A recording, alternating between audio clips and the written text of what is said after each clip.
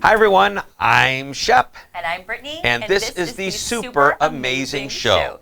Each week we bring you a tip or idea to help you create super amazing customer experiences. Shep, what are we talking about today? So last week we talked a little bit about the Get to Know Your Customer Day. Again, there's 4 of them a year, and I think let's focus now on employees because as I said earlier in this series, what's happening on the inside of an organization is felt on the outside by customers. So I want to start with this idea I have called the employee hierarchy of needs. It's a model that I created off of Maslow's hierarchy of needs. I wrote an article or 2 about it. And it's like a pyramid. And at the base of the pyramid, there's a bottom line need and expectation that every employee has when they come to work at your company, and that is money. Paycheck. Yes.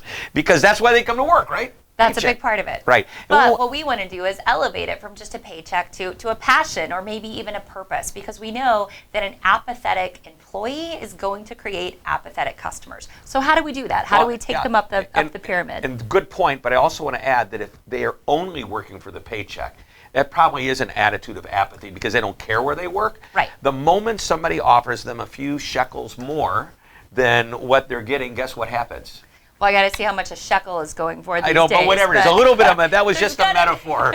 Oh, that's not a new digital currency. No, I no. know. As soon as they get a little crypto offer, a little bit more. No, seriously, right. A little bit more money, and they're gone. They're gone because it's just a paycheck. So we've got to elevate it up to a higher purpose. That's right. So I want you to think about what leads up to the tip of the pyramid, and some of the things that are in there are that they like where they work, they like the culture, they like who they work with and who they work for.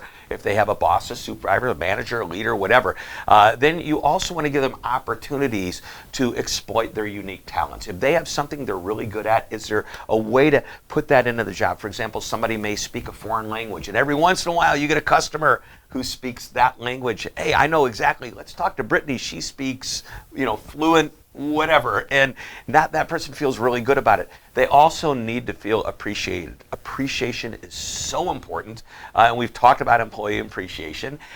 We also want them to know there's opportunity. If they think there's room for growth and you're teaching them and training them, they will love working with you. And find we're leading up to the very tip, because that is where they feel very fulfilled.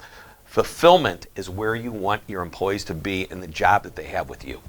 And the same way that we said you've got to ask your customers what they need, ask them what's going to make things better, ask your employees. Say, if you could wave a magic wand and change one thing about your job, what would it be? That's a great question. If there was one thing we're working toward, and that's a great question in the interview as well, because that way you can start to know, where do I want to put this person and what do I want them to eventually be doing with our organization? You never want your employees to feel like just another number. So your challenge this week is to learn one thing about an employee that honestly you probably couldn't tell me a lot about who they are or what they're passionate about when you're watching this video right now.